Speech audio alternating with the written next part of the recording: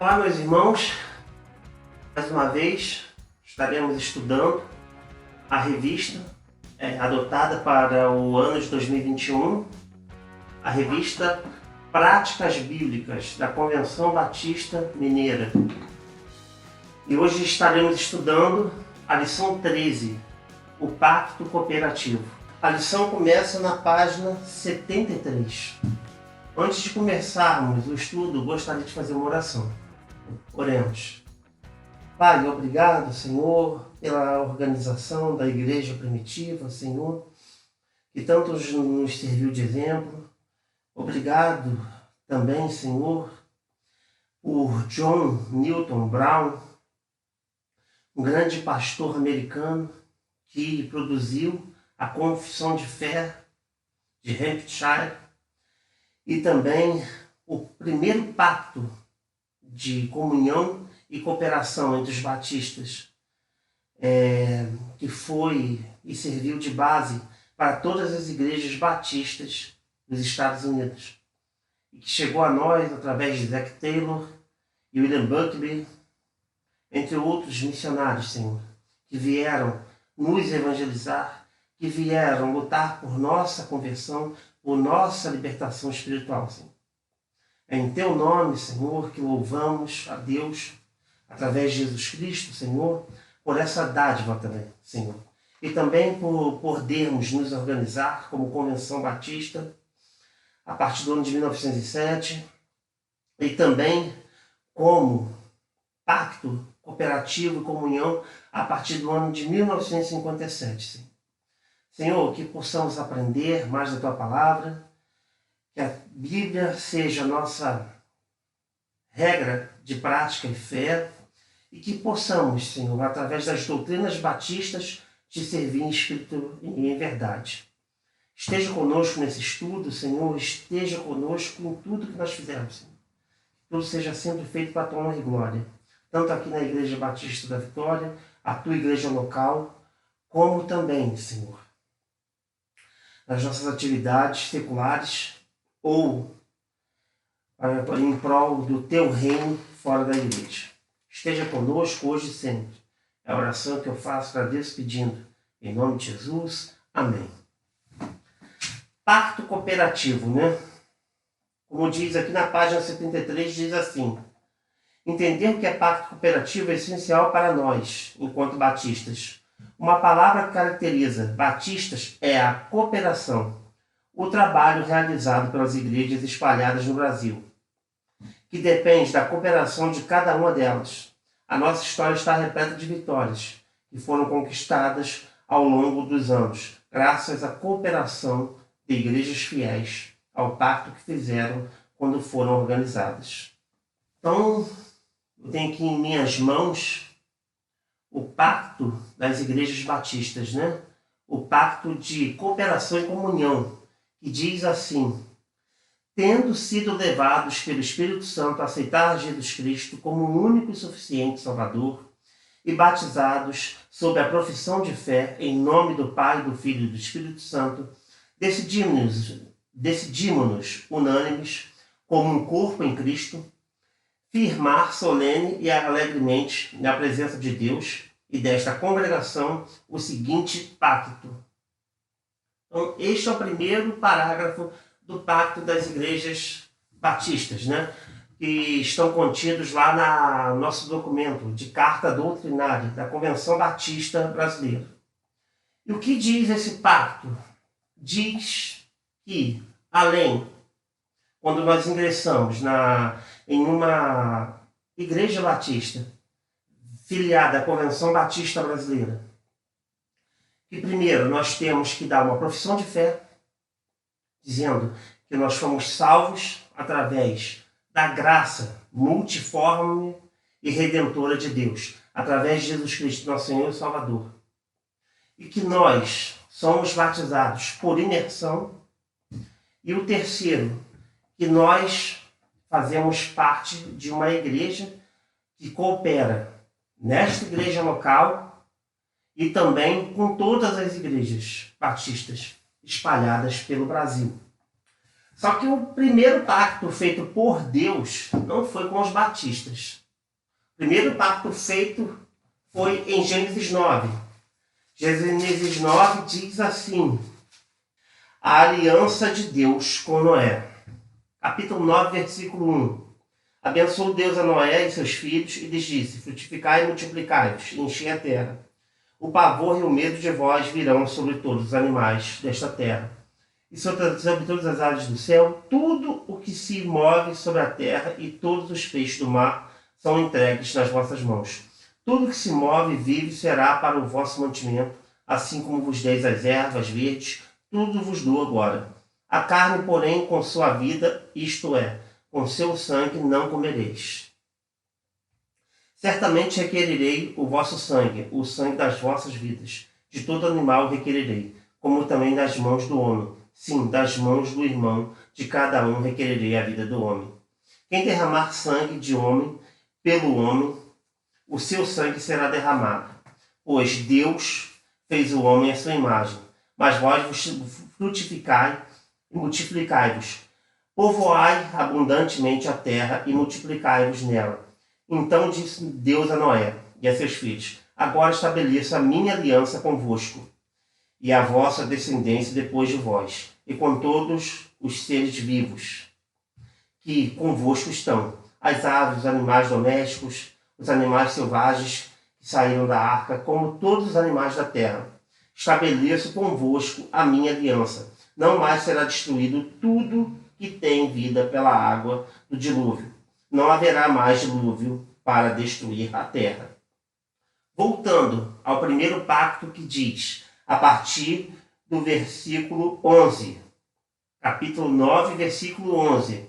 Estabeleço convosco a minha aliança. Não mais será destruído tudo o que tem vida pelas águas do dilúvio. Não haverá mais dilúvio para destruir a terra. Então esse é o primeiro pacto que Deus faz, né? É o pacto com Noé. Já o segundo pacto nós vemos aonde? No capítulo 17 de Gênesis. A partir do versículo 2, que diz assim, o pacto que Deus faz com Abraão. Firmarei a minha aliança entre ti e mim, entre mim e te multiplicarei extremamente. Então prostrou-se Abraão com o rosto em terra e falou Deus com ele, dizendo: quanto a mim, esta é minha aliança contigo. Serás pai de muitas nações. Não mais chamarás Abrão, mas Abraão será teu nome, pois por pai de muitas nações te tenho posto. Eu te farei frutificar sobre maneira de ti, farei nações e reis que sairão de ti. Estabelecerei a minha aliança entre mim e ti, e a tua descendência depois de ti, e as suas gerações como aliança perpétua, para ser o teu Deus e a tua descendência depois de ti. Darei a ti e a tua descendência depois de ti a terra das tuas peregrinações, toda a terra de Canaã em perpétua possessão, e serei o seu Deus. Então, esta é a segunda aliança que Deus faz, o segundo pacto. O terceiro pacto está lá em Êxodo 34. A partir do versículo 10, diz assim, a aliança ou pacto que Deus faz com Moisés. Então disse o Senhor, eu faço uma aliança contigo, farei diante de todo o teu povo maravilhas que nunca foram feitas em toda a terra, nem entre gente alguma. Todo este povo em cujo meio estás verá a obra do Senhor, porque coisa temível é que farei contigo. Guarda o que eu te ordeno. Hoje lançarei fora de diante de ti os amorreus, os cananeus, os heteus, e os fariseus, os heveus e os jebuseus. Guarda-te de fazeres aliança com os moradores da terra, em que hás de entrar, para que não se tornem armadilhas no meio de ti. Então Deus faz Deus faz um pacto com Moisés e com o povo. E segundo a Samuel 7, diz assim, a partir do versículo 8, agora, pois, assim dirás ao meu servo Davi, assim diz o Senhor dos Exércitos, eu te tomei da malhada de detrás das ovelhas, para que fosses o soberano sobre o meu povo, sobre Israel. Fui contigo por onde quer que foste, e destruí os teus inimigos diante de ti. Fiz para ti um grande nome, como o nome dos grandes que há na terra. Preparei lugar para o meu povo, para Israel, e o plantarei para que habite no seu lugar e não mais seja perturbado. Nunca mais os filhos da perversidade o aflijam como antes. Desde o dia em que mandei que houvesse juízes sobre o meu povo Israel, a ti, porém, darei descanso de todos os teus inimigos. O Senhor te declara que ele te estabelecerá dinastia. Quando os teus dias forem completos e vieres a dormir com os teus pais, então farei levantar depois de ti o teu descendente, que sai das tuas entranhas. Estabelecerei o seu reino. Ele edificará uma casa em meu nome. Estabelecerei o trono do seu reino para sempre. Então, estes são os pactos que o Senhor faz no Antigo Testamento. No Novo Testamento, Deus faz qual pacto? Hebreus 8. Hebreus 8 diz assim, a partir do versículo 8. Deus, porém, repreendendo, diz: virão dias, diz o Senhor, em que a casa de Israel e com a casa de Judá estabelecerei uma nova aliança. Ela não será segundo a aliança que fiz com seus pais, no dia em que os tomei pela mão para tirar da terra do Egito, porque não permaneceram naquela minha aliança, e eu para eles não atentei, diz o Senhor. Esta é a aliança que depois daqueles dias farei com a casa de Israel, diz o Senhor. Porei minhas leis na sua mente, e em seu coração as escreverei. Eu serei o seu Deus, e eles serão meu povo. Não ensinará jamais cada um ao seu próximo, nem cada um o seu irmão, dizendo: conhece ao Senhor, porque todos me conhecerão, desde o menor deles até o maior. Pois lhes perdoarei a maldade de seus pecados, e de sua iniquidade não me lembrarei mais, dizendo: nova aliança ele tornou antiquada. Dizendo: nova aliança ele tornou antiquada a primeira. Ora, aquilo que se torna antiquado e envelhecido perto está de desaparecer. Né? Então, continuando aqui a história do nosso pacto, a partir de Hebreus 8, o que ocorre? Deus promete a Noé que não haveria mais destruição dos seres viventes por dilúvio. A Abraão ele promete terra e descendência. A Davi a dinastia, que o Messias viria dele. Só que os hebreus não poderiam permanecer no pacto. Nós devemos permanecer. E que pacto seria esse? Seria o pacto de obedecer à lei, como está escrito lá em Deuteronômio 28, 29, 30 e 31. As bênçãos e maldições. Né? Por que os hebreus não conseguiram cumprir com a aliança? Porque eles sofreram o primeiro cativeiro em 721 com o Império Assírio, tomando o Reino do Norte. E depois, em 586, o Império do Sul, Judá e Benjamim. Eles não conseguiram manter o pacto porque eles não possuíam o Espírito Santo de Deus. Eles não possuíam aquilo que o profeta Joel prometeu e que parte se cumpriu em Atos 2, o derramamento do Espírito Santo. A igreja que agora não está voltada só para os hebreus, mas que acolhe também os gentios. É este tipo de pacto que está no verso, ou seja, atrás do seu certificado de batismo, né? Quando nós batizamos, nós prestamos atenção na profissão de fé que nós temos que dar, o nosso compromisso de renunciar ao mundo e lutar contra o pecado e fazer a vontade de Deus. E nós somos mergulhados para o quê? Morrer o antigo homem e nascer um novo homem, um homem novo.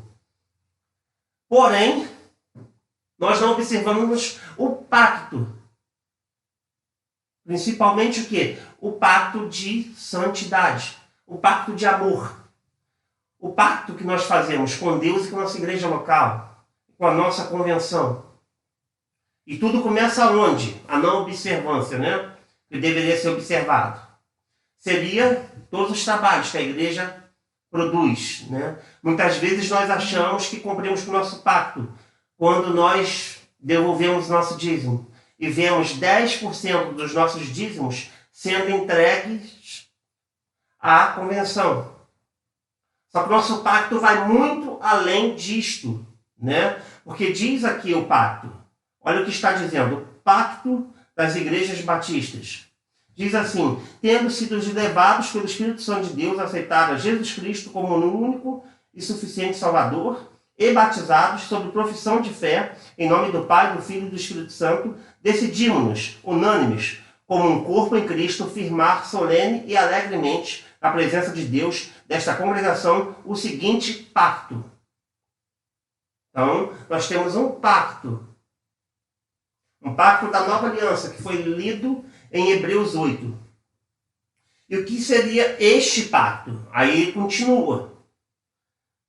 Comprometemos-nos, auxiliados pelo Espírito Santo, a andar sempre unidos no amor cristão, trabalhar para que esta igreja cresça no conhecimento da palavra, na santidade, no conforto mútuo e na espiritualidade. Manter os seus cultos, suas doutrinas, suas ordenanças e sua disciplina. Contribuir liberalmente para o sustento do ministério, para as despesas da igreja, para o auxílio dos pobres e para a propagação do evangelho em todas as nações. Comprometemos-nos também a manter uma devoção particular e evitar e condenar todos os vícios. E educar religiosamente nossos filhos, procurar a salvação de todo mundo, a começar dos nossos parentes, amigos e conhecidos, a ser corretos em nossas transações, fiéis em nossos compromissos, exemplares em nossa conduta e ser diligentes nos trabalhos seculares, evitar detração e difamação, a ira, sempre em tudo visando a expansão do reino do nosso Salvador. Além disso, comprometendo-nos a ter cuidado uns com os outros. E aí ele continua com o pacto. Primeiro, nós só vamos manter aqui, auxiliados pelo Espírito Santo, o amor cristão e trabalhar para esta igreja crescer no conhecimento da palavra de santidade. A palavra já começa no pacto. Auxiliados pelo Espírito Santo. É algo que nós só conseguimos porque nós aceitamos a Cristo, que é a condição de nós termos o Espírito Santo, e através do Espírito Santo nós procuramos um relacionamento sincero. Primeiramente, os nossos oficiais da igreja, né? Que é quem deveriam ou devem dar o exemplo, que é o pastor, com os dons, 2 Timóteo 3, e os diáconos, como está escrito lá em Atos 6. Esses são os primeiros que têm que dar exemplo. E como? Servindo, amando em serviço. Pastor que não serve é um pastor que não ama, né? Diácono que não serve a igreja é um diácono que não ama. Então o amor começa por aí. Segunda parte do pacto. O amor entre os irmãos. Aonde que esse relacionamento vai ser construído? Principalmente no exercício dos trabalhos em nossos departamentos. Seja a especialização no trabalho com crianças, né? Seja na União de Homens Batistas, seja na Mulher Cristã em Missão, seja o que? No Ministério de Louvor. E aí ele continua dizendo, no fortalecimento da igreja local. Então, o pacto começa aonde? Na igreja local. Este pacto deveria ser melhor ensinado em nossas igrejas. E este pacto deveria ser lembrado por todos os membros, né? Visto que muitos membros antigos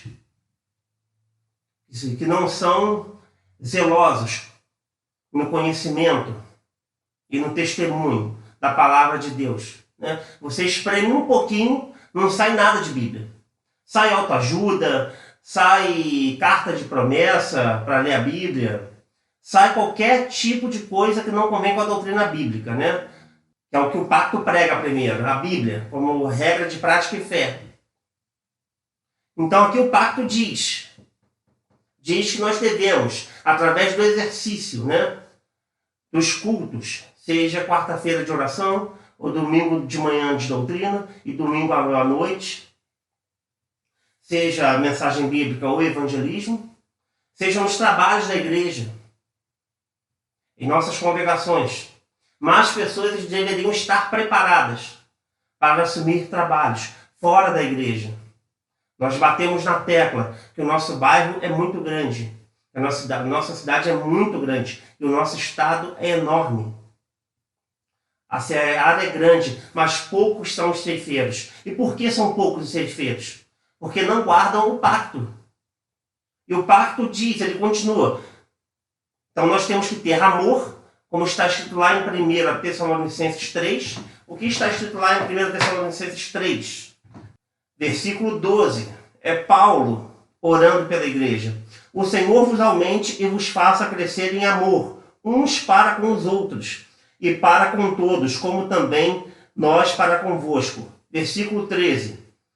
Possa ele vos confirmar o coração para que sejais irrepreensíveis em santidade, diante de nosso Deus e Pai, na vinda de nosso Senhor Jesus Cristo, como todos os seus santos. O apóstolo Paulo aqui está lembrando, né? Em 1 Tessalonicenses 3, a partir do versículo 12, é onde nosso pacto ele faz todo o sentido. É por isso que as pessoas têm dificuldade. Muitas pessoas não vão ao site da Convenção Batista Brasileira e lá aprender sobre o pacto. Mas aqui ele continua, comprometendo-nos, auxiliados pelo Espírito Santo, a andar sempre unidos no amor cristão, trabalhar para que esta igreja cresça no conhecimento, na palavra, no conforto mútuo e na espiritualidade. Então aqui, o que quer dizer? É uma igreja que vai crescer e ter prédios gigantes e ostentar crescimento patrimonial? Não. É um crescimento da palavra de Deus, do intelecto, dos nossos dons, que são dispensados primeiramente em nossa igreja. Quantas pessoas dispensam os seus dons? Primeiramente para os seus empregadores ou para os seus prazeres e esquecem que deveriam dispensar os seus talentos primeiramente para Deus. Primeiramente para Deus. E isto deveria ocorrer aonde? Na igreja local. Através dos nossos ministérios. Para nós entendermos a importância do pacto. O pacto não observado no verso do nosso certificado de batismo. Estou dizendo aqui. É um pacto que não é praticado. Nós temos um entendimento errado de pacto, de cooperativo e comunhão. Nós pensamos no pacto cooperativo de comunhão lá fora. Nós entregamos 10% dos nossos dízimos, está bom. Nós não temos que ter amor um pelos outros aqui dentro. Nós não devemos receber bem as pessoas aqui. Isto não interessa. Isso não é relevante. É a mais pura mentira. Quando nós vamos estudar o pacto aqui com alguma profundidade, como eu estou estudando aqui, está dizendo, procurando o crescimento, né? Os nossos ministérios, as nossas lideranças femininas e masculinas deveriam produzir maturidade cristã. As pessoas deveriam, após frequentar os nossos ministérios de liderança masculina e feminina, a ala infantil, deveriam se tornar mestres e doutores nas Sagradas Escrituras. Visto aqui que eu não estou desprezando o Antigo Testamento. Pelo contrário, o apóstolo Paulo vai dizer o que em Romanos 10? Que a lei é santa. Perdão, eu disse em Romanos 10, meus irmãos, mas é Romanos 7. Em Romanos 7, o apóstolo Paulo fala que a antiga lei, ela é o quê? Ela é santa. Mas em Romanos 11 vai dizer o quê? O Israel de Deus, a igreja, que vai ser completada com alguns judeus que se converterão nos últimos dias, somente através do Espírito Santo de Deus, eles serão bem recebidos. Como a igreja de Atos dos Apóstolos recebeu também as pessoas. Mas por quê? Por causa do derramamento do Espírito Santo de Deus. Eles eram unânimes no partir do pão, nas orações, e tudo era comum entre eles. Este é o exemplo de pacto de comunhão. Pacto cooperativo. Página 74. A cooperação é a essência do sistema batista. Trabalhar junto é o segredo de toda a obra realizada pelos batistas até hoje. Como já estudamos, as igrejas batistas resolveram unir-se, organizando a Convenção Batista Brasileira. As igrejas batistas, como a Bíblia ensina, são locais e autônomas. A convenção é um órgão cooperativo para unir forças e realizar trabalhos que uma igreja sozinha não pode realizar. Né? Então, continuando, irmãos. Nosso pacto. Educação de filhos. Né? Quantos filhos de nossos irmãos são educados segundo a palavra de Deus? A desculpa é sempre a mesma. Eles não escutam. Não escutam por quê? Eles são ensinados a serem apaixonados pela palavra de Deus em casa. Eles são ensinados no culto doméstico todos os dias. Eles são ensinados. O Pacto Batista diz, ele continua, meus irmãos. Esse é que é o problema. A não observância desse pacto. Está escrito lá, comprometemos também a manter uma devoção particular e evitar e condenar todos os vícios. Educar religiosamente nossos filhos. Procurar a salvação de todo mundo, a começar com nossos parentes, amigos e conhecidos. Então, a igreja local, cada membro tem um compromisso com a sua família e com o seu círculo de relacionamento. Só que aqui na página 74, o Pacto Cooperativo diz o quê? A Convenção Batista Brasileira passa a existir para organizar as igrejas, a lembrar as igrejas locais a doutrina que elas se comprometeram a seguir no pacto, a doutrina que nos é ensinada. E diz o quê? Ela une, né, através do pacto e plano cooperativo de comunhão, com os recursos que nós depositamos, que nós devolvemos. Parte deles são designados à convenção para quê? Para fazer trabalhos que nós não conseguimos, como estratégias para alcançar as cidades em Minas Gerais que não possuem trabalho batista. Já foi dito aqui que 300 e poucas cidades não foram alcançadas ainda, não possuem trabalho batista. É a estratégia, meta de todas as igrejas cooperarem por isso. Mas essas estratégias vêm principalmente de onde? Nós que estamos aqui com foco em nossa igreja local. Vem da Convenção Batista Mineira. A filosofia da Convenção Batista Mineira diz assim: a igreja como família, povo de Deus, corpo de Cristo, Assembleia dos Salvos, aponta para a cooperação, para a associação, para a união de forças e propósitos, tendo em vistas objetivos comuns. O princípio da cooperação fraterna e solidária está fundamentada na Bíblia.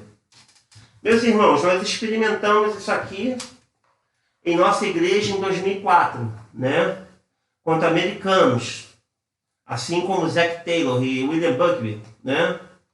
Alguns americanos, Gary, Pastor Franklin, entre outros, vieram em 2004 nos ajudar o quê?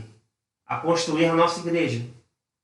E mais uma vez eles nos ajudaram a construir a Igreja Batista em Vila Clabim, em Belmiro Braga. E em 2019 nós experimentamos batistas vindo do Brasil todo e dos Estados Unidos, nos ajudando a construir a capela, ou parte dela, da nossa querida congregação batista em Tabuleiro. Olha a importância do pacto. Esta é a importância, né? E nós temos o quê? Os exemplos na Bíblia que reforçam isso. Vamos lá nos exemplos. Atos 6, quando os diáconos são eleitos, né? Em destaque para Filipe e Estevão.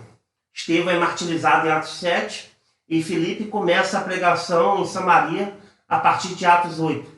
Permitindo que abriram caminho para que o apóstolo o apóstolo João e o apóstolo Pedro pudessem pregar em Samaria.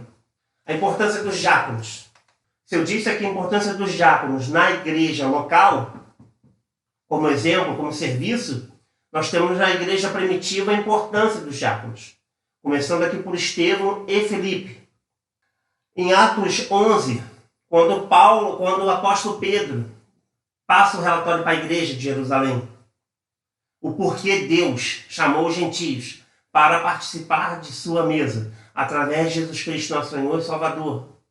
Em Atos 15, o primeiro concílio, quando Paulo, trazendo os irmãos da igreja, da região dos Gálatas, para discutir o quê?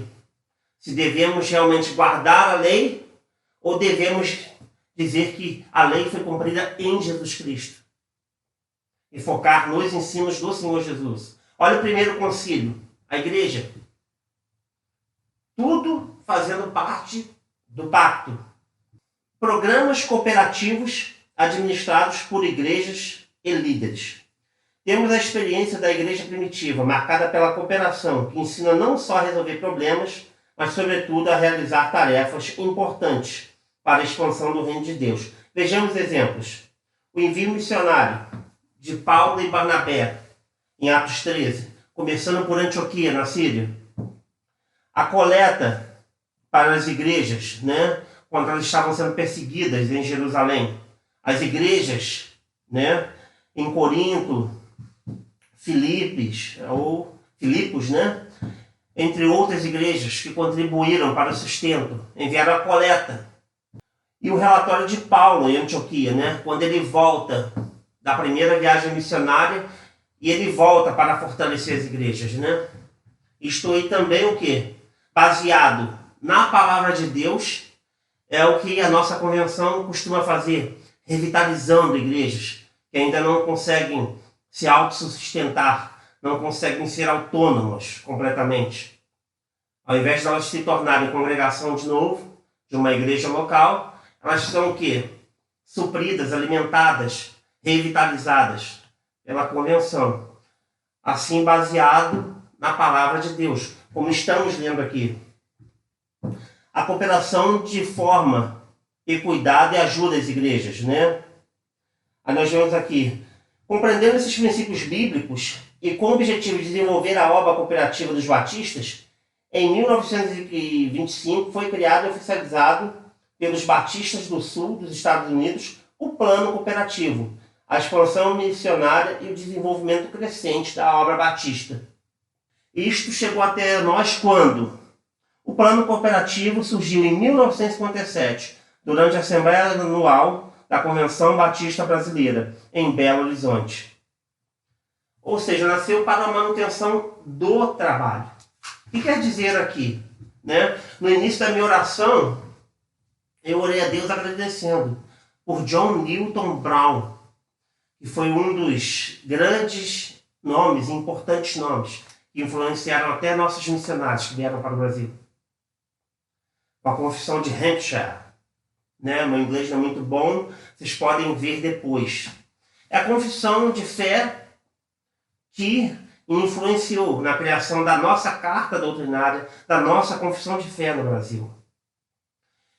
E John Newton Brown foi quem criou esta confissão de fé, suavizando o calvinismo, o tornando possível, Muitas pessoas que gostam de praticar o calvinismo de João Calvino deveriam ver a obra de John Newton Brown. Suaviza, que torna possível, que equilibra a confissão de fé, que é muito bem aceita nos Estados Unidos. E é esta confissão que vem para o Brasil. Não é uma confissão de fé puramente calvinista. É uma confissão de fé equilibrada. Equilibrada, onde nós vemos esses equilíbrios aonde? Nos 19 artigos da Convenção Batista Brasileira. Lá nós podemos estudar predestinação. Predestinação é bíblica. Não do jeito que essa corrente soteriológica prega, os calvinistas. Lá nós podemos ver também graça. Lá nós podemos ver a expiação do Senhor Jesus. Tudo isso é bíblico, meus irmãos. Está o quê? Contida a nossa carta doutrinária. Hoje o foco aqui é o pacto. O pacto que nós aderimos, né? E dizemos que seguiremos. É um pacto que é feito com Deus primeiramente e depois é feito com quem? Com a igreja local. É um pacto que as nossas convenções regionais e a Convenção Batista Brasileira nos cobra. É um pacto totalmente bíblico. Continuando.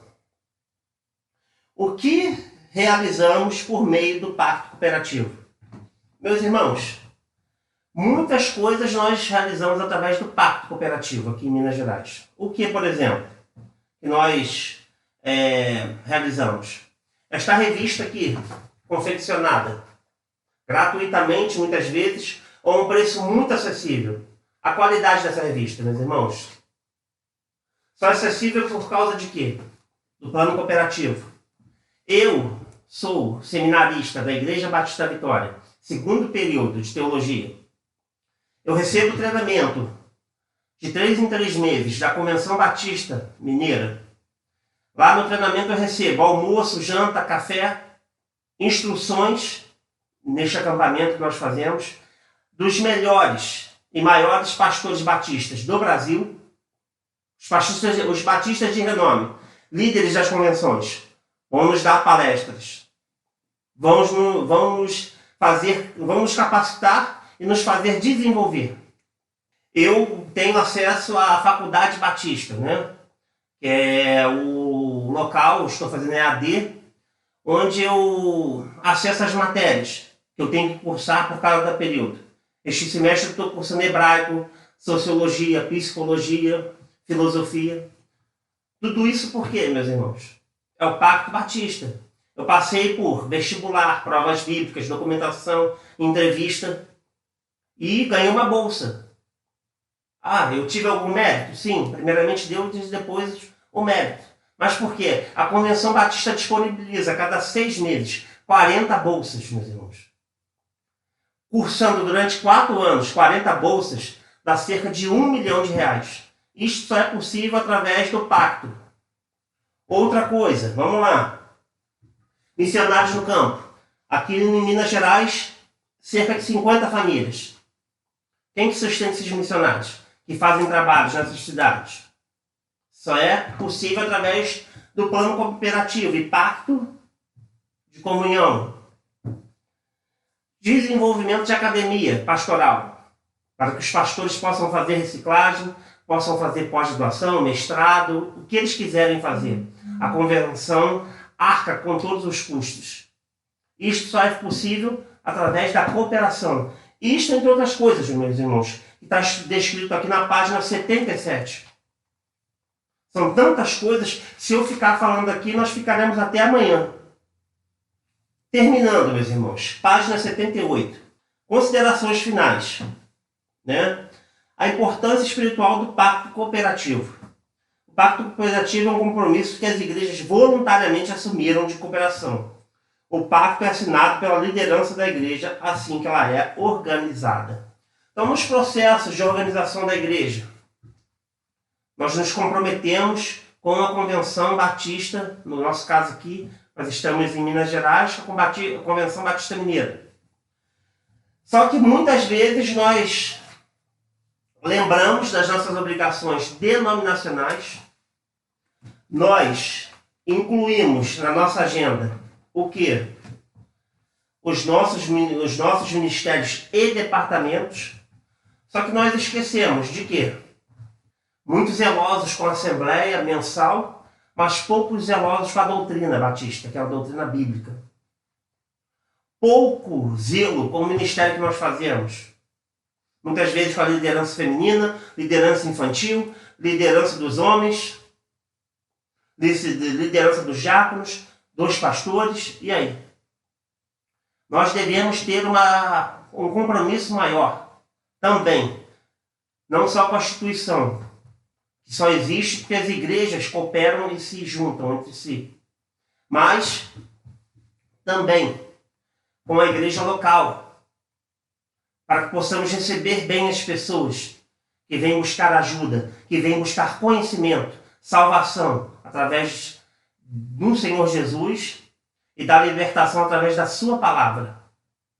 Então, que não esqueçamos, né, auxiliados pelo Espírito Santo de Deus, de fazer todas as coisas que nós nos comprometemos a fazer. E está escrito que no verso do nosso certificado de batismo, comprometemos com o pacto. Isso aqui é um pouco, a lição foi descrita aqui, foi mencionada, né? Foi estudada para nos lembrar um pouco do que o pacto realmente nos diz e nós nos comprometemos, então nós devemos fazer. Obrigado, meus irmãos, por essa oportunidade e até a lição 15.